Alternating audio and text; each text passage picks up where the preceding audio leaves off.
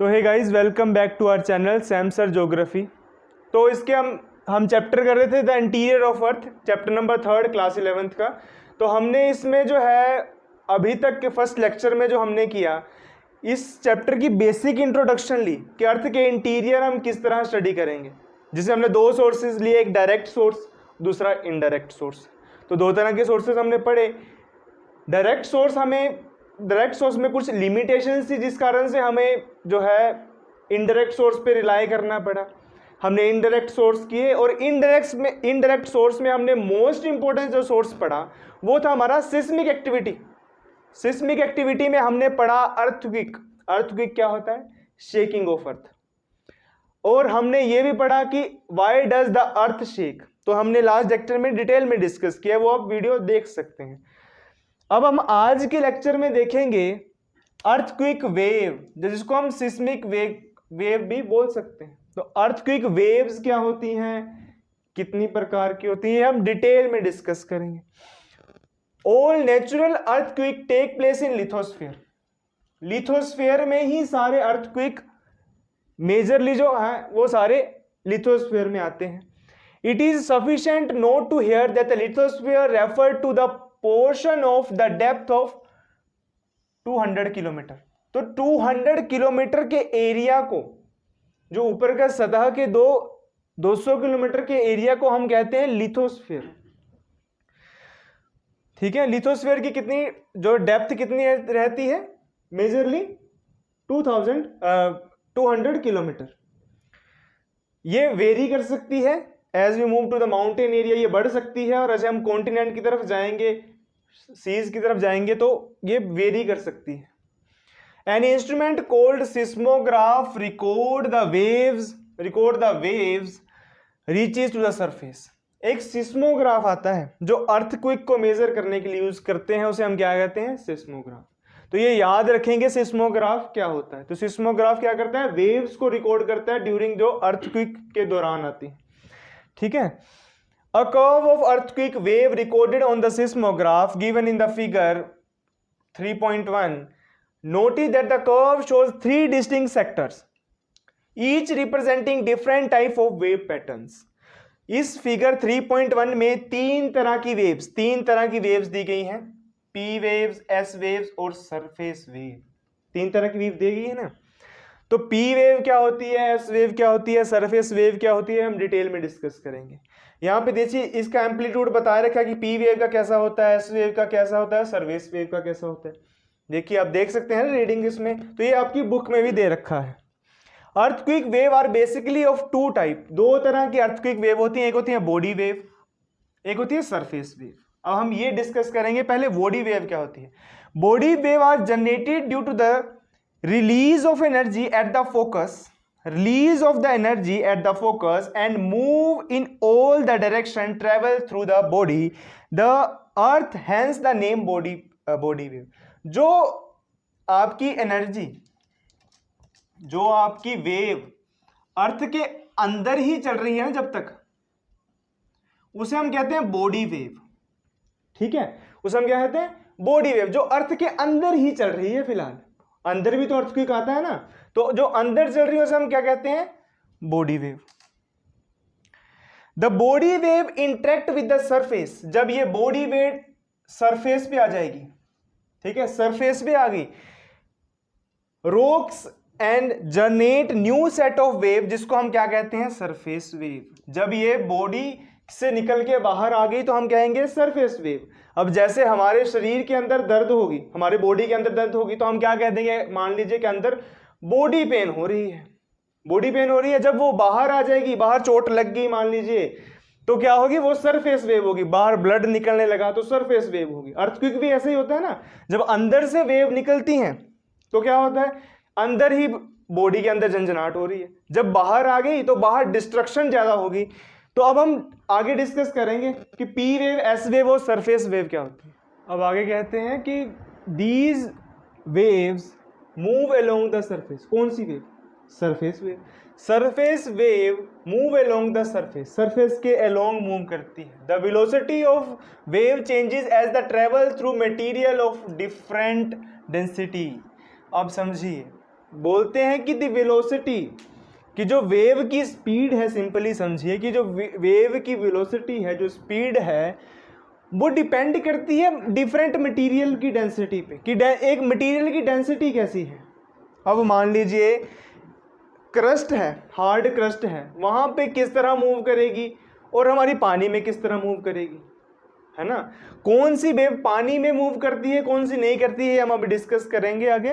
तो density of material depend करेगी कि वेव जो है किस स्पीड से जाएगी, ठीक है, कि वो फास्ट जाएगी कि स्लो जाएगी, कौन सी वेव सॉलिड में फास्ट जाएगी, कौन सी वेव लिक्विड में फास्ट जाएगी, वो पी वेव है या एस वेव है, हम डिस्कस करेंगे अभी। The denser the material the higher the velocity, ठीक है। अब देखिए अगर मटेरियल डेंसर होगा ना, जैसे मान लीजिए हार्ड क्रस्ट है, तो जो वेलोसिटी है, जो स्पीड है ना अर्थक्वेक की, सिस्मिक वेव की, वो फास्ट होगी। और वहीं पानी आ गया, ओशन आ गया, सी आ गया, तो वहाँ पे जो है स्पीड जो है, जो वेलोसिटी है, वो कम हो जाएगी, ठीक है। These direction also changes as they reflect और रिफ्रैक्ट, या दो वर्ड आ गए, रिफ्लेक्ट और refract when they coming across material with a different density. अब उसे एक मटेरियल के पास जाके रिफ्लेक्ट करना है या रिफ्रैक्ट करना है, वो उसकी डायरेक्शन पे डिपेंड करेगा कि डायरेक्शन चेंज होगी, रिफ्लेक्ट होगी या रिफ्रैक्ट होगी। अब कईयों को नहीं पता होगा कि रिफ्लेक्ट क्या होता है और रिफ्रैक्ट क्या होता है, क्योंकि उन्होंने 10th में फिजिक्स में ध्यान नहीं दिया। तो अभी समझेंगे एक एग्जाम्पल के साथ। रिफ्लेक्शन क्या होता है, मान लीजिए आपका एक क्लास का फ्रेंड आया, आपसे हाथ मिलाया और चला गया, तो वो रिफ्लेक्ट करा गया, रिफ्लेक्ट कर गया इधर को। और एक आ गया रिफ्रैक्शन मतलब एक आपका बेस्ट फ्रेंड आया और आपसे हाथ मिलाया, आपके साथ ही चल पड़ा, उसको हम समझिए रिफ्लेक्शन। अब एक ऐसे फिजिक्स के एग्जांपल के साथ समझिए कि देखिए ये मिरर होता है ना, रिफ्लेक्शन समझेंगे पहले हम, कि यहाँ से लाइट आई, यहाँ इमेज बनी और रिफ्लेक्ट करेगी, इसे हम कहेंगे रिफ्लेक्शन। और ये एक और मिरर बनाते हैं, लाइट आई और अंदर ही चलेगी, उसे हम कहते हैं रिफ्रैक्शन। तो जब वेव आएगी वो टच करके वापिस को जाएगी या टच करके अंदर को चली जाएगी, ये डिफरेंट मटेरियल की डेंसिटी पे डिपेंड करेगा। आई होप आपको समझ आया होगा। They are two type of body waves, ये हमने सरफेस वेव की बात की ऊपर। अब बॉडी वेव दो प्रकार की होती हैं, एक होती है हमारी पी वेव, दूसरी होती है एस वेव। पी वेव और एस वेव दो तरह की वेव, तीन वेव हमने 3.1 फिगर में देखी ना, P wave, S wave, surface wave हमने पढ़ ली। अब हम देखेंगे बॉडी वेव में दो तरह की, पी वेव और S wave. P wave move faster to arrive at the surface, P wave जो है मूव फास्टर, ये लिखते चलिए साथ में कि जो पी वेव है वो फास्ट मूव करती है, ठीक है, और हम इसे प्राइमरी वेव कहते हैं। These are also called primary wave. आगे लिखिए प्राइमरी वेव कहते हैं हम इसे।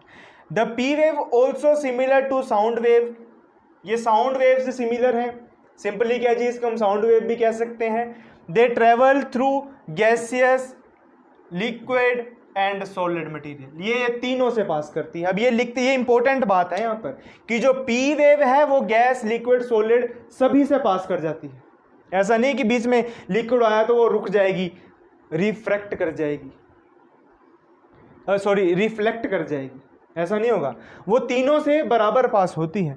S waves arrive at the surface with some lag, कुछ सम लैग के साथ आती है। This are called secondary wave, इसको हम सेकेंडरी वेव कहते हैं। पी वेव को प्राइमरी, एस को सेकेंडरी, ठीक है। And important fact that S wave is that they can travel only through solid material, ये सिर्फ सॉलिड से जाती है। अब ऐसे समझिए जो पी वेव है वो सभी से, सॉलिड, लिक्विड, गैस तीनों से चली जाती है। और जो एस वेव है हमारी वो जो है सिर्फ सॉलिड से ही जाती है, वो सिर्फ एक सॉलिड से जाएगी, ये तीनों से चली जाएगी। तो ये नोट करने वाली बात है, एक बार फिर से सुनिए। पी वेव को हम प्राइमरी वेव बोलते हैं, एस वेव को हम सेकेंडरी वेव बोलते हैं। सेकेंडरी वेव सिर्फ सॉलिड से पास करती है, प्राइमरी वेव सभी से पास कर जाती है, ठीक है। This characteristics of the S wave is quite important, और इसकी जो कैरेक्टरिस्टिक्स हैं वो क्वाइट इंपॉर्टेंट है हमें पढ़ने के लिए। अब कहते हैं it has helped scientist to understand the structure of interior of earth, कि इन्होंने साइंटिस्ट जो सिस्मिक वेव्स है, जो अर्थक्वेक वेव है, बहुत हेल्प की है साइंटिस्ट की to understand the structure of interior of the earth, कि अर्थ के भीतरी भाग में क्या है उसका अध्ययन करने के लिए साइंटिस्ट को, वैज्ञानिकों को बहुत मदद की है। Reflection causes wave rebound whereas refraction makes wave move to the different direction. ये हमने अभी पढ़ लिया कि रिफ्लेक्शन से जो है रिबाउंड कर जाएगी, वापिस चली जाएगी, और रिफ्रैक्शन से जो है सेम डायरेक्शन में आ जाएगी या एक ही डायरेक्शन में आ जाएंगी। The variation in the direction of waves are inferred with the help of record on seismograph. जो वेरिएशन है वो हम रिकॉर्ड कर सकते हैं सिस्मोग्राफ में। The surface wave are the last to report on seismograph. ये लास्ट वेव होते हैं जो हम सिस्मोग्राफ में रिपोर्ट करते हैं, सिस्मोग्राफ में हम देखते हैं। These waves are most destructive, ये बहुत डिस्ट्रक्टिव वेव होती हैं, ये पढ़िए ध्यान से, ठीक है। ये जो वेव्स हैं ये बहुत डिस्ट्रक्टिव वेव्स होती हैं। They cause displacement of rock and hence collapse of the structure occurs. ये वेव एक तो बहुत ज़्यादा डिस्ट्रक्टिव होती हैं, बहुत ज़्यादा जो है डैमेज प्रोड्यूस करती है, और डिस्प्लेसमेंट ऑफ रॉक भी जो है ये वेव्स करती हैं बहुत ज़्यादा। जो सिस्मिक वेव्स हैं बहुत ज़्यादा डिस्प्लेसमेंट भी करती है, जिस कारण से कोलैप्स कर जाते हैं, कई बार बिल्डिंग्स कोलैप्स कर सकती हैं, स्ट्रक्चर्स कोलैप्स कर जाते हैं। तो ये this is all about our earthquake waves, जिसको हम सिस्मिक वेव भी कहते हैं। अब हम देखेंगे प्रोपेगेशन ऑफ अर्थक्वेक वेव्स, कि अर्थक्वेक वेव्स किस तरह मूव करती हैं, प्रोपेगेट करती हैं। Different type of earthquake wave travel in different manner. P wave, S wave, ये बॉडी वेव है, सरफेस वेव है, ये एक डिफरेंट मैनर में, हर वेव डिफरेंट मैनर में मूव करती है, कोई भी सेम मैनर में मूव नहीं करती। As they move propagate they cause vibration in the body of the rock through which they pass. अब जिससे भी वो पास करेंगी, जिससे भी मूव करेंगी, उस रॉक में वो वाइब्रेशन कोज करेंगी, जिससे भी वो पास करेंगी, ठीक है, वहां पे वाइब्रेशन प्रोड्यूस करेंगी। तो किस मैनर में करती हैं वो, जहां से भी जाएंगी वहां पे वाइब्रेशन प्रोड्यूस कर देंगी। P wave vibrate parallel to the direction of wave. P wave कहां चलती है हमारी, पैरेलल चल रही है, ऐसे पी वेव पैरेलल चल रही है, ठीक है। It exert pressure on the material in which direction of the propagation. जिस डायरेक्शन में वो मूव करेगी, रास्ते में जो भी मटीरियल आएगा उस पे वो प्रेशर एक्सर्ट करेगी, ठीक है, प्रेशर एक्सर्ट करेगी, ठीक है। और मॉलिक्यूल का जो मटेरियल है उसको क्या पता वो इकट्ठा हो जाए, वो स्क्वीज हो जाए, स्ट्रेच हो जाए, वो हम आगे देखते हैं। As the result it create density differentiation, और ये डेंसिटी डिफरेंशिएशन प्रोड्यूस करती है in the material, leading to the stretching and the sequencing of the material. अब एक जो वेव है ये पैरेलल चल रही है, ऐसे चल रही है ना पैरेलल, तो पैरेलल ऐसे चल रही है तो कुछ मटेरियल को स्ट्रेच कर देगी, दूर पे उसकी डेंसिटी को बढ़ा देगी, कुछ को घटा देगी, ठीक है। तो एकदम या तो किसी को स्ट्रेच कर देगी या तो सीक्वेंस कर देगी, जो है इसकी सीक्वेंसिंग कर देगी, ठीक है, उसको इकट्ठा कर देगी। Other three waves vibrate perpendicular, वो परपेंडिकुलर ऐसे वाइब्रेट करेगी, परपेंडिकुलर वाइब्रेट करेगी to the direction of propagation, वो परपेंडिकुलर करेगी, ये पैरेलल करेगी, वो परपेंडिकुलर करेगी, ठीक है। The direction of vibration of S wave is perpendicular to the wave direction in vertical plane. ये वर्टिकली काम करती है, जैसे ये फोकस है ना अर्थ का, यहाँ पे मान लीजिए हमारा अर्थक्वेक आया, तो ये अर्थक्वेक का ये क्या बोलते हैं आपका फोकस हो गया एपी सेंटर, ठीक है, तो ये वर्टिकल काम करेगी, ठीक है। Hence it create through and crust and in the mantle hence they create through the, यहाँ crust आएगा, crust in the material through which they passes surface waves are considering to be the most damaging waves। अब ये crust और trough form करेगी, यहाँ पे आधा अधूरा सा लिखा है, मुझे को लग रहा है कुछ, ये ऐसे वेव चलती है ना ऐसे, ये ऊपर का पार्ट इसका क्रस्ट होता है, नीचे का इसका पार्ट ट्रफ होता है, इसको हम ट्रफ कहते हैं। ठीक है, ऐसे वेव चलती है। आपने देखा ही होगा, 10th में पढ़ रखा होगा फिजिक्स में कि वेव इस तरह चलती है, ऊपर के हम पार्ट को जो कहते हैं क्रस्ट, नीचे को कहते हैं ट्रफ। और ये बहुत ही डैमेजिंग करती है, ये डैमेजिंग वेव है, बहुत ज़्यादा डैमेज प्रोड्यूस करती है। ठीक है, तो this is all about how the wave propagate, earthquake wave किस तरह प्रोपेगेट करती है, किस तरह मूव करती है। तो अब हम देखेंगे इमर्जेंस ऑफ शैडो जोन, कि शैडो जोन की इमर्जेंस कैसे होती है। पहले तो समझिए शैडो क्या होती है। अब ये मेरा हाथ है तो ये शैडो बन रही है ना पीछे, क्योंकि वहां पे बल्ब लगा इसलिए यहाँ पे शैडो बन रही है, इसे हम कहते हैं शैडो। तो शैडो जोन अर्थक्वेक की क्या होती है वो हम पढ़ेंगे। Earthquake was get recorded in seismograph, seismograph में रिकॉर्ड किया जाता है located at far of location. However, they exist some specific area where the wave are not respond. Such zone is called shadow zone. जिस area में हमारे जो earthquake है, हमारा जो अर्थक्वेक है वहां वो शो नहीं होता, वहां पे वो रिकॉर्ड नहीं होता, उसे हम कहते हैं शैडो जोन। अब हम देखेंगे शैडो जोन कहां कहां बनता है। The study of different events reveal that for each earthquake there exist and all the different shadow zone.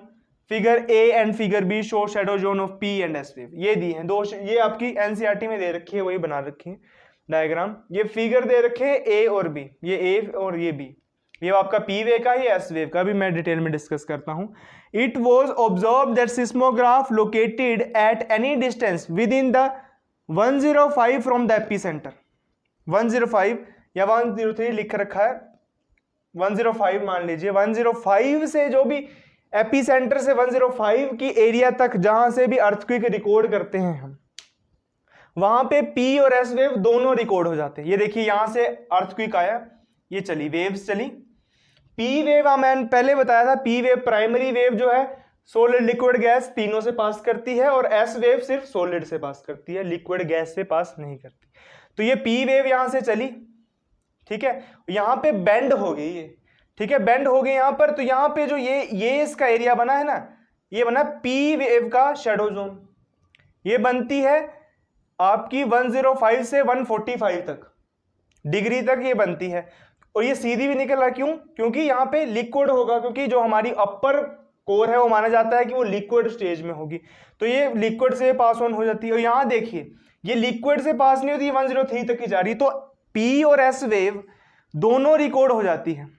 AP centre से जो पी और एस वेव निकलती है वो 105 डिग्री तक दोनों रिकॉर्ड होती हैं। लेकिन उसके बाद क्या होता है, 105 के भी तो आगे है ना, आगे क्या होता है? However, the seismograph located beyond 145, 145 से beyond, ये दोनों है ना, यहां भी है 145, इससे beyond जो है सिर्फ पी वेव जो है वही देखने को मिलती है, एस वेव नहीं मिलती है देखने को। पी वेव क्यों मिलती है? क्योंकि वो लिक्विड से पास होके आ रही है आगे, एस वेव पास नहीं हो पा रही। तो ये देखिए कैसे हमारी जो है पी वेव जो है पास ऑन होके, पी वेव का शैडो जोन ये एरिया का है, ये बना, और एस वेव का शैडो जोन ये बना, ठीक है। तो देखिए कितना डिफरेंस है दोनों के शैडो जोन में।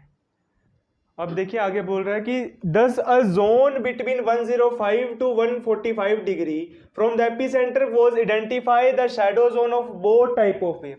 दोनों टाइप देखिए 105 से लेके 145 तक जो भी हमारा यहाँ पे जो है हमारी अर्थक्वेक वेव्स तो नहीं आ रही, तो ये दोनों में ही देखिए, तो दोनों में यहाँ पे इसका 145 यहाँ पे आएगा, तो दोनों में यहाँ पे जो है हमारा शैडो जोन बन रहा है, दोनों में शैडो जोन बन रहा है। The entire zone beyond 105 do not receive S wave.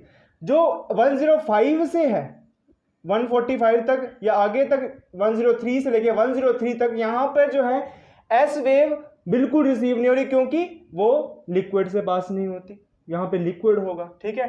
The shadow zone of S wave is much larger than the P wave. आपको सामने दिख रहा है कि एस वेव का देखो कितना बड़ा शैडो जोन है, पी वेव का कितना छोटा सा है, इसका कितना बड़ा है और उसका कितना छोटा है। तो जो एस वेव का शैडो जोन है वो पी वेव से बड़ा बनता है। अब हम देखेंगे टाइप्स ऑफ अर्थक्वेक। अर्थक्वेक के टाइप्स क्या है? The most important ones are the tectonic earthquake. पहले आगे टेक्टोनिक अर्थक्वेक, जो प्लेट की मूवमेंट्स के कारण अर्थक्वेक आता है, जो नेचुरल अर्थक्वेक होता है। These are generated due to the sliding of rocks along the fold plane. जैसे मैंने पहले बताया था जब shaking of earth, why does the shake, तो बताया था कि जैसे तरह स्लाइड, जैसे एक जब अर्थक्वेक होता है तो एक ब्लॉक नीचे चल जाता है, एक ऊपर आता है, ठीक है, एक की फॉरवर्ड मूवमेंट होती है, एक की डाउनवर्ड मूवमेंट होती है। तो टेक्टोनिक प्लेट्स की मूवमेंट्स के कारण अर्थक्वेक आते हैं, ठीक है, उसको हम टेक्टोनिक अर्थक्वेक कहते हैं। A specific class of tectonic earthquake is sometime recognised as volcanic earthquake. However, these are confined area of active volcano। जहाँ पे एक्टिव वोल्केनोज होते हैं ना, जिंदा वोल्केनो समझ लीजिए, तो जहाँ पे एक्टिव वोल्केनोज होते हैं तो अंदर बहुत ज्यादा मटेरियल भर रखा, तो एकदम जैसे आउटबर्स्ट होगा, एकदम जैसे वोल्केनो फटेगा तो वहां पे कंपन होगी, जिस कारण से वोल्केनिक अर्थक्वेक आ जाता है, जिसे हम क्या कहते हैं, volcanic earthquake. In the area of intense mining, जहाँ पे इंटेंस माइनिंग, बहुत ज्यादा माइनिंग की जाती है, माइनिंग एक्टिविटीज की जाती है, sometime the roof of underground mining collapse cause the minor tremors, these are called collapse earthquake। तो जैसे कि माइनिंग की जाती है तो माइनिंग में गड्ढा खोदा जाता है, ठीक है, बहुत इंटेंस माइनिंग जब की जाएगी तो ऊपर की जो रूफ एरिया होता है, जो अर्थ का जो टॉप लेयर है, वो कई बार कोलैप्स कर जाता है, जिस कारण से हमारा कोलैप्स अर्थक्वेक आ जाता है। ग्राउंड शेकिंग में be occur due to the explosion of chemical और nuclear devices, such tremors are called explosion earthquake. जैसे कि न्यूक्लियर टेस्ट जब होते हैं तो कई सारा जो न्यूक्लियर रेडिएटिव मटेरियल होता है वो अर्थ के अंदर डिग करके डाला जाता है, जैसे वो एक्सप्लोड होता है तो वहां पे भी अर्थक्वेक आएगा, जिसे हम क्या कहेंगे, explosion earthquake. The earthquake that occurs in the area of large reservoirs, large reservoirs जैसे मान लीजिए dam are refer to the reservoirs induced earthquake, reservoirs induced earthquake. तो जैसे कि एक डैम बना है, डैम मान लीजिए किस कारणवश कोलैप्स कर गया या पानी के बढ़ने के कारण से कोलैप्स कर गया, तो ये एक लार्ज रिजर्वॉयर जो है वो अर्थक्वेक का कारण बन जाएगा, लैंड शेक कर जाएगी, जिस कारण से अर्थक्वेक प्रोड्यूस हो जाएगा। अब हम देखेंगे मेजरिंग अर्थक्वेक। अर्थक्वेक को मेजर किस तरह किया जाता है। Earthquake events are scaled either according to magnitude, intensity of the shock, कि किस शॉक से कितनी मैग्नीट्यूड और इंटेंसिटी आ रही है अर्थक्वेक के दौरान, उससे हम अर्थक्वेक को स्केल करते हैं। The magnitude scale is known as Richter scale. जो मैग्नीट्यूड स्केल है उसे हम कहते हैं रेक्टर स्केल। अब मैग्नीट्यूड ऑफ और इंटेंसिटी क्या होती है, मैग्नीट्यूड क्या होता है, the magnitude related to the energy release during the quake, कि कितनी एनर्जी अर्थक्वेक के दौरान रिलीज होती है उसे हम कहते हैं मैग्नीट्यूड, ठीक है, कितने मैग्नीट्यूड से अर्थक्वेक आ रहा है, ठीक है। The magnitude of expressed in the number 0 to 10, जो मैग्नीट्यूड है वो 0 to 10 रेक्टर स्केल में जो है मेजर किया जाता है। और आपकी नॉलेज के लिए बता दूं कि दुनिया में जो सबसे बड़ा मैग्नीट्यूड रिकॉर्ड किया गया है वो 9.5 का रिकॉर्ड किया है 1960 में चाइना में 1960 में 9.5 मैग्नीट्यूड का एक अर्थक्वेक आया था। क्यों आया था, क्योंकि जो हमारी पैसिफिक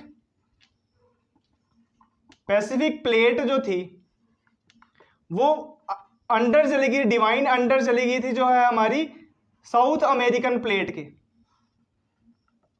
वो उसके नीचे चली गई, जिस कारण से चाइना में अर्थक्वेक आ गया था 9.5 मैग्नीट्यूड का। The intensity scale is named ऑफन Mercalli an Italian seismograph. Intensity जो है ये मेरिकली जो है एक इटालियन सिस्मोग्राफिस्ट थे, उनके नाम के पीछे इंटेंसिटी का नाम दिया गया।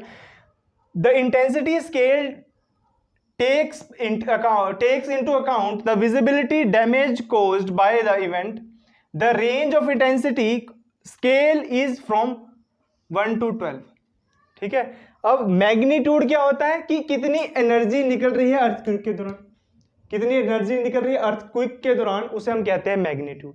और इंटेंसिटी होती है कि अर्थक्वेक के बाद कितना विजिबल डैमेज शो हुआ, इवेंट के बाद जो कितना विजिबल डैमेज हमें देखने को मिला उसे हम कहते हैं इंटेंसिटी। जो हमारा मैग्नीट्यूड है वो 0 से 10 तक हम मेजर करते हैं, इंटेंसिटी 1 to 12 तक मेजर करते हैं। अब हम देखेंगे इफेक्ट ऑफ अर्थक्वेक। अर्थक्वेक से इफेक्ट्स क्या आते हैं। ये नेचुरल रिजार्ड है अर्थक्वेक, जैसे आपको पता है, ये कुछ दिए गए हैं कैसे कैसे अर्थक्वेक आता है। पहले ग्राउंड शेकिंग, ये आपको पता है, why does the earth shake हम डिटेल में पहले कर चुके हैं। तो ग्राउंड किस तरह शेक करती है आपको पता है। फिर डिफरेंटल ग्राउंड सेटलमेंट, कि ग्राउंड सेटलमेंट कई बार होता है कि घर बनाते हैं तो कई बार हिस्सा ऐसा होता है, ऐसा होता है ना बैंड सा, कई बार होता है ये हिस्सा कोलैप्स कर जाता है जिस कारण से घर की एक दीवार ढह जाती है। कई जगह आपने फोटोज देखी होंगी, ठीक है, फ्लड्स के एक तरफ की मिट्टी चली जाती है तो ग्राउंड सेटलमेंट जो है बिगड़ जाती है, जिस तरह से बेंड हो जाते हैं घर कुछ, ठीक है। Land and mud slide, land slide हो जाएगा या मड स्लाइड हो जाएगा, नीचे चिकनी मिट्टी होगी वो स्लाइड कर जाएगी जिस कारण से क्वैक आ जाएगा। फिर सोइल लिक्विफिकेशन, सोइल जो है मूवमेंट कर जाती है, stiffness and softness of soil, जो सॉफ्ट सोइल है कई बार नीचे को डेप्थ में चली जाती है, एकदम होल बन जाती है, इस कारण से हो जाता है, इफेक्ट आ जाता है हमारे लाइफ में, हमारे बिल्डिंग्स के स्ट्रक्चर्स को। फिर अब ग्राउंड लीचिंग, ग्राउंड लीचिंग भी एक प्रोसेस होता है जिस कारण से भी क्या बोलते हैं ग्राउंड जो है वो खिसक जाती है। फिर एवेलांस, एवेलांस होते हैं क्या बोलते हैं, स्नो जो होती है ना वो स्नो एकदम से नीचे आ जाती है, उसे हम कहते हैं एवेलांचेस, ठीक है, उसे हम क्या कहते हैं एवेलांचेस। फिर आगे ग्राउंड डिस्प्लेसमेंट, कि किस तरह ग्राउंड डिस्प्लेस करती है, प्लेट मूवमेंट कर जाती है। फिर फ्लड एंड डैम, ये आपको पता होगा कि फ्लड्स और डैम्स के साथ आपके इफेक्ट आता है, फायर के साथ इफेक्ट आता है, स्ट्रक्चर कोलैप्स कर जाते हैं, फॉलिंग ऑब्जेक्ट, फॉलिंग ऑब्जेक्ट, कुछ ऑब्जेक्ट गिरने के कारण और सुनामी के कारण। ये जो है आपकी कुछ नेचुरल हिजार्ड्स हैं और ये ऐसे कुछ अननेचुरल से लग रहे हैं, ये जो 6 हैं, ठीक है। The first 6 listed about have been some bearing upon the landforms, ये कुछ लैंडफॉर्म्स में होने वाले हैं, ये 6 ये लैंडफॉर्म्स पे होते हैं। while other may be considered as the effect of causing immediate concern to the life and the property of the people in the region, ठीक है। अब ये मान लीजिए कहीं से मिट्टी खिसक रही है तो पता तो चल जाएगा ना, पहले यहाँ से मिट्टी खिसक रही है, यहाँ कुछ प्रबंधन कर लीजिए अपना। अब मान लीजिए किसी घर में एकदम पानी घुस आया तो वो कैसे पता चलेगा, तो ये जो है कुछ ये लैंडफॉर्म पे होने वाले हैं और ये कुछ लैंडफॉर्म पे भी होने, ये भी लैंडफॉर्म पे होंगे, लेकिन ये लाइफ पे, ह्यूमन लाइफ पे इमीडिएट अपना जो है कंसर्न करेंगे, इमीडिएट जो इफेक्ट डाल देंगे। अब मान लीजिए किसी ओशन के पास गए, एकदम सुनामी घुस आई तो क्या पता हमें, ठीक है। आगे, the effect of tsunami would occur only if the epicenter of the tremor is below oceanic water and the magnitude is sufficiently high। जब एक अर्थक्वेक का जो एपिसेंटर है वो एक ओशन के नीचे होगा, ओशन के नीचे होगा, तो ओशन में तो पानी भी है, इसने तो अर्थक्वेक प्रोड्यूस किया ही किया, साथ में जो पानी था उसको भी सफिशिएंट एनर्जी मिली, उसको भी एनर्जी मिली, जिस कारण से है हमारी सुनामी आ गई, ठीक है, सुनामी आ जाएगी। तो सुनामी भी जो है किस कारण से आएगी, जब ओशनिक वाटर के नीचे अर्थक्वेक आ जाएगा। आगे बोल रहे हैं tsunamis are generated by the tremors and not an quake in itself through the actual quake activity last from the few seconds it effect the devastating providing the magnitude of the quake is more than 5 on the Richter scale। अब वही बोला कि जब एक quake जो है ocean water के नीचे आएगा तो सुनामी जनरेट होगी। सुनामी जो है हैवी डिस्ट्रक्टिव है देन द अर्थक्वेक, अर्थक्वेक तो कुछ सेकंड में खत्म हो जाएगा। ऐसे तो ना अर्थक्वेक 10 घंटे से अर्थक्वेक पृथ्वी हिले जाएगी, पर सुनामी तो हो सकता है 2 घंटे तक चलती रहे, है ना। तो अर्थक्वेक जो है फ्यू सेकंड में खत्म हो जाएगा। तो वही है कि सुनामी जो है डिस्ट्रक्टिव है। Frequency of earthquake occurrence, earthquake is a natural hazard, ये पहले बता चुका, अर्थक्वेक जो है नेचुरल हजार्ड है, लाख बार बोल दिया मैंने, नेचुरल हजार्ड है। If the tremor is higher magnitude take place it can cause heavy damage, अगर उस अर्थक्वेक का ट्रेमर ज्यादा है, मैग्नीट्यूड ज्यादा है ओशन के अंदर, तो वो लाइफ और प्रॉपर्टी को डैमेज करेगी, हैवी डैमेज करेगी, पीपल्स को डैमेज करेगी। However not all the part of a globe necessary experience the major shocks, और ऐसा नहीं है कि हर ग्लोब में हर पार्ट में जो है इसी तरह के जो है एक्सपीरियंस महसूस होंगे। अब मान लीजिए सेंट्रल एशिया के एरिया है, तजाकिस्तान, उज्बेकिस्तान, वहाँ तो ओशन है ही नहीं, वहाँ कहाँ से सुनामी आएगी, वहाँ तो अर्थक्वेक ही आ सकता है ना। तो हर जगह तो ये एक्सपीरियंस नहीं होता, लेकिन सुनामी जो है हैवी डिस्ट्रक्टिव होती है, ज़्यादा डिस्ट्रक्टिव होती है, और ये लाइफ और प्रॉपर्टी और पीपल्स को हैवी डैमेज कॉज करती है। तो अब हम देखेंगे स्ट्रक्चर ऑफ अर्थ, कि अर्थ का स्ट्रक्चर इंटीरियर से कैसा है। ये जो वेव्स हमने पढ़ी ना, सिस्मिक वेव्स, अर्थक्वेक वेव्स, तो इससे हमें पता चलता है कि अर्थ का हमारा स्ट्रक्चर किस तरह बना है, किस तरह उसकी कंपोजिशन है, ठीक है। तो पहले हम देखेंगे क्रस्ट को, कि क्रस्ट कैसी है हमारी। The outer most solid part is of the अर्थ, जो अर्थ का आउटर मोस्ट सॉलिड पार्ट है उसे हम क्या कहते हैं, क्रस्ट। ठीक है। The thickness of crust varies under the oceanic and the continental area. अब बोलते हैं कि जो क्रस्ट की क्या बोलते हैं, ओशनिक क्रस्ट और कॉन्टिनेंटल क्रस्ट का जो एरिया है वहां पे डिफरेंस आता है क्रस्ट की, कि क्रस्ट की जो आपकी डेप्थ है वो कम ज़्यादा होती है। क्यों होती है, क्योंकि ओशन है, ओशन के ऊपर पानी है, लेकिन नीचे तो लैंड है ना, पानी में थोड़ा ना हवा, जो पानी है वो हवा में तो ना तैर रहा है। ठीक है। तो बोलते हैं कि thickness of the crust varies in ocean and continental area. Oceanic crust is thinner as compare to continental crust. जो बोलते हैं जो ओशनिक क्रस्ट है वो कॉन्टिनेंटल क्रस्ट से, कॉन्टिनेंटल एरिया से पतली है। ठीक है। और the mean thickness of oceanic crust is 5 kilometre. Oceanic जो क्रस्ट है उसकी मीन थिकनेस कितनी है, 5 kilometre. Whereas the continental is around 30 kilometre. ठीक है। तो ओशनिक क्रस्ट कितनी, नियर अबाउट 5 किलोमीटर, और कॉन्टिनेंटल क्रस्ट कितनी, 30 kilometre. The continental crust is thicker in the area of major mountain systems. It is much as 70 kilometer thick in the Himalayas region. अब diagram की सहायता से समझेंगे। ठीक है। ये देखिए, ये मान लीजिए हमारा एक ओशनिक है, ये कॉन्टिनेंटल आया और ये बीच में माउंटेन आ गया। ठीक है। ये आपका ओशन है। ओशनिक क्रस्ट जो है वो बोलता है कि नियर अबाउट 5 किलोमीटर है, तो यहाँ पे इसकी जो थिकनेस है वो 5 किलोमीटर। जैसे हम कॉन्टिनेंट की तरफ बढ़ेंगे तो कॉन्टिनेंट की थिकनेस कितनी आ रही है, 30 किलोमीटर। अब बोलते हैं कि जैसे जैसे हम आगे बढ़ेंगे, अब ऐसा तो नहीं है सिर्फ पृथ्वी पे कॉन्टिनेंट ओशन ही है, पहाड़ भी है हमारे पास, तो पहाड़ पे हमारी मीन थिकनेस कितनी होती है, 70 किलोमीटर। तो आपने कई जगह रेलवे स्टेशन में, हिल स्टेशन में देखा होगा कि लिखा होता है समुद्र तल से ऊंचाई, मतलब ओशनिक क्रस्ट से, ओशनिक रीजन से कितनी ऊंचाई है वहां से, लिखा होता है वहां 5000 इतने मीटर की ऊंचाई है, 6000 इतने मीटर की ऊंचाई है। और आपकी एनसीईआरटी में जो है इसकी केमिकल कंपोजिशन नहीं दे रखी है, तो अब मैं केमिकल कंपोजिशन भी आपको बता दूंगा, क्योंकि वो भी पूछी जा सकती है। अब आपकी जो अर्थ है, क्रस्ट, मेंटल और कोर, ये 3 हिस्से में डिवाइड है। ये है क्रस्ट, मेंटल और कोर। ठीक है।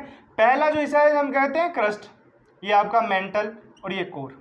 अब इसकी डिसकंटिन्यूटी है वो मैं आपको बाद में बताऊंगा कि अपर मेंटल, लोअर मेंटल कौन कौन सी डिसकंटिन्यूटी आती है, कौन कौन सी डिसकंटिन्यूटी नहीं आती है।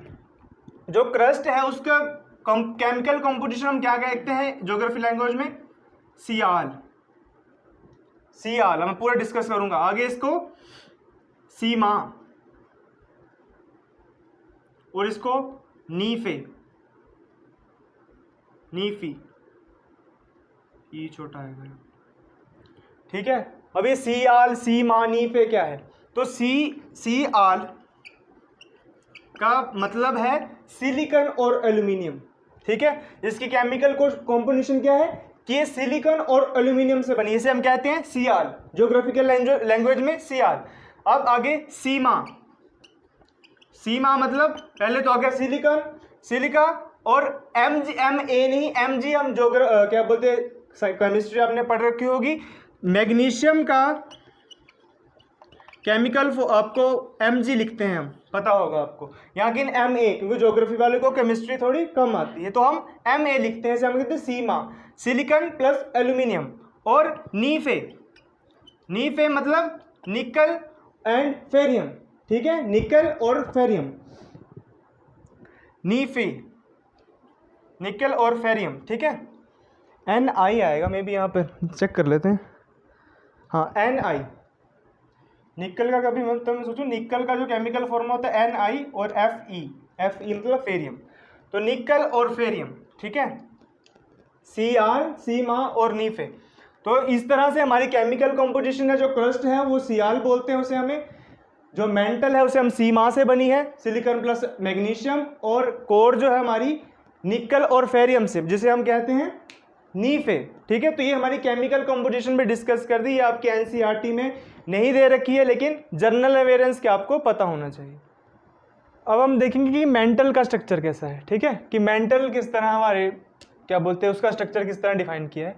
The portion of the interior beyond the crust, crust के बाद का जो रीजन है उसे हम कहते हैं मेंटल। क्या कहते हैं? Mantle. The mantle extend from Moho discontinuity to the depth of 2900 kilometre. ये मोहो डिसकंटिन्यूटी क्या है ये मैं अभी एंड में डिस्कस करता हूँ, पहले आप आगे का समझिए। The upper position of the mental is called asthenosphere. जो अपर पोजीशन है ना मेंटल की, ये अपर पार्ट जो है इसे हम क्या कहते हैं? एस्थेनोस्फेयर। क्या कहते हैं? एस्थेनोस्फेयर। और एस्थेनो का अर्थ क्या होता है? वीक। तो ये सेमी सॉलिड स्टेज में है। जो हमारी एस्थेनोस्फेयर है ना ये सेमी सॉलिड है, ना आप इसे लिक्विड कह सकते हैं ना आप इसे सॉलिड कह सकते हैं, सेमी सॉलिड है। It is considered to be extending upon 400 kilometre. तो जो एस्थेनोस्फेयर है वो कितनी है? 400 किलोमीटर तक की।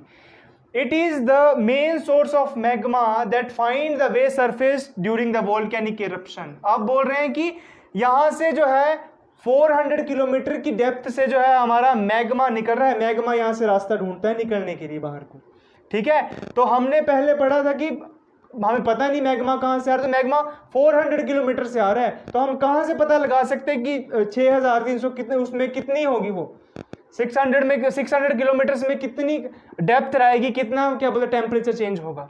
तो इस हमारे जो डेप्थ से हमारा मैग्मा निकल रहा है। The crust and the upper part of mental is called lithosphere.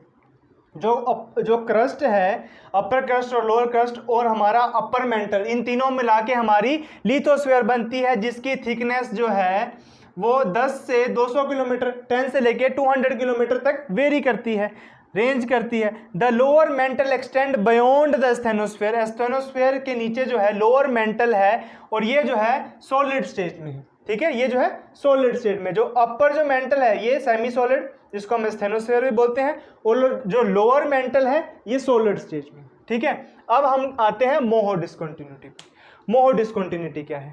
ये कुछ डिसकंटिन्यूटीज लिखी हैं जो आपके एनसीईआरटी में नहीं दे रखी, ये सिर्फ आपकी मोहरो दे रखी है, मोहो दे रखी है। मोहो भी आधा नाम देखा है, मोहरोविक डिसकंटिन्यूटी हम कहते हैं। अब पहले स्टार्टिंग से ऊपर से पढ़ते पहले है कोनार्ड डिसकंटिन्यूटी। कोनार्ड डिसकंटिन्यूटी क्या आती है? अपर क्रस्ट और लोअर क्रस्ट के बीच के एरिया, जो दोनों के बीच में डिसकंटिन्यूटी आती है उसे हम क्या कहते हैं? कोनार्ड डिसकंटिन्यूटी, ठीक है। जो अपर क्रस्ट और लोअर क्रस्ट इन दोनों के बीच में जो डिसकंटिन्यूटी आती है उसे हम क्या कहते हैं? Conrad discontinuity. अपर क्रस्ट और लोअर क्रस्ट और अपर मेंटल के बीच में, लोअर क्रस्ट यहाँ पे आपका मान लीजिए अपर क्रस्ट है या लोअर क्रस्ट है, लोअर क्रस्ट और अपर मेंटल के बीच में मोहरोविक डिसकंटिन्यूटी, ये याद कर लीजिए। ये ज्योग्राफर के नाम है, अपने नाम पे उन्होंने दे दी है, ठीक है। उनके नाम भी इतने मुश्किल अपने नाम पे दे दी, कुछ आसान दे देते है ना। आप भी बोल रहे होंगे क्या नाम दे दिए सर, अब दे दिए तो पढ़ने तो पड़ेंगे, ठीक है। तो अपने नाम पे दी मोहरोविक डिसकंटिन्यूटी, ये आती है हमारी लोअर क्रस्ट और अपर मेंटल के बीच में। आगे आती है रिपीटेड डिसकंटिन्यूटी, ये आती है अपर मेंटल और लोअर मेंटल के बीच में। ये जो डिसकंटिन्यूटी आती है, यहाँ डिसकंटिन्यूटी का अर्थ है कि यहाँ पे कुछ मटेरियल में चेंज आएगा। जैसे आपको पता ये सेमी सॉलिड है, यहाँ पे आके सॉलिड होगी, तो यहाँ पे डिसकंटिन्यूटी चेंज हुई ना, सेमी सॉलिड से सॉलिड हुआ, हमारे मटेरियल सॉलिड हुआ, तो वो उस डिसकंटिन्यूटी की बात है, उसका कहते हैं हमें रैपिड डिसकंटिन्यूटी। आगे आ गई गुटबर्ग डिसकंटिन्यूटी, जो आई हमारी लोअर मेंटल और अपर कोर के बीच में, ठीक है, लोअर मेंटल और अपर कोर के बीच में। लास्ट में आ गई लेहमैन डिसकंटिन्यूटी, जो आई अपर कोर और इनर कोर के बीच में, उसे हम कहते हैं लेहमैन डिसकंटिन्यूटी। और जो हमारी इनर अपर कोर है ये जो है लिक्विड स्टेज में है और हमारी इनर कोर सॉलिड स्टेज में, ये हम डिस्कस करेंगे क्यों है आगे कोर के, जब हम कोर पढ़ाएंगे तब डिस्कस करता हूँ। अब हम देखेंगे द स्ट्रक्चर ऑफ कोर, कि कोर का स्ट्रक्चर कैसा है। The incidence early the earthquake wave velocity helps to understand the existence of the core in the earth. अब अर्थक्वेक वेव्स हमने पहले पढ़ी, पी वेव हमारी S wave, P wave primary wave और सेकेंडरी वेव, ठीक है। पी वेव जो है वो सॉलिड, लिक्विड और गैस तीनों से पास करती है। सो ये जो एस वेव है, नाम से बताया था, ये सिर्फ सॉलिड से ही पास करती है। तो जैसे पी वेव चलेगी तो वो जैसे ही लिक्विड सॉलिड गैस जो भी आएगा वो सभी से पास हो जाएगी, और एस वेव जो है सिर्फ सॉलिड से पास हो, तो हमें यहाँ से पता चल जाएगा कि कोर जो है सॉलिड है या लिक्विड है। तो आगे देखते हैं, the core mantle boundary is located in the depth of 2900 kilometre. जो कोर और मेंटल की यहाँ पे है ना, ये 2900 किलोमीटर की डेप्थ पर है। The outer core is liquid, ये जो आउटर कोर है हमारी, ये जो आउटर कोर है हमारी, ये लिक्विड स्टेज में है, ठीक है। While the inner core is solid stage, while जो इनर कोर है वो सॉलिड स्टेज में। अब बोलेंगे सर ये क्या उल्टी बात कर दी, सर नीचे जो है इनर कोर ये लिक्विड होनी चाहिए, ऊपर वाली सॉलिड होनी चाहिए, लेकिन यहाँ पे प्रेशर का रोल आ जाता है। यहाँ पे प्रेशर इनफ नहीं है कि ये सॉलिड हो सके, और यहाँ पे प्रेशर है कि ये सॉलिड हो गई है, ठीक है। तो ये आउटर कोर जो है इसलिए लिक्विड है क्योंकि यहाँ प्रेशर कम है, यहाँ प्रेशर ज्यादा है, ठीक है, यहाँ प्रेशर का रोल आ जाता है। The core is made up of very heavy material mostly constitute by nickel and iron, जो मैंने पहले ही कहा नीफे, ठीक है। नीफे जो पहले केमिकल कॉम्पोजिशन डिस्कस की वो बताई है कि निकल और फेरियम से कॉन्स्टिट्यूटेड है। It is sometime refer to NiFe layer, इसको हम नीफे लेयर कहते हैं, ठीक है। जैसे कि हम क्रस्ट को जो है सीमा को, मेंटल को है जो है क्रस्ट को जो है सियाल, मेंटल को सीमा, और इसको नीफे लेयर बोलते हैं। तो ये था, this is all about how the structure of earth is defined.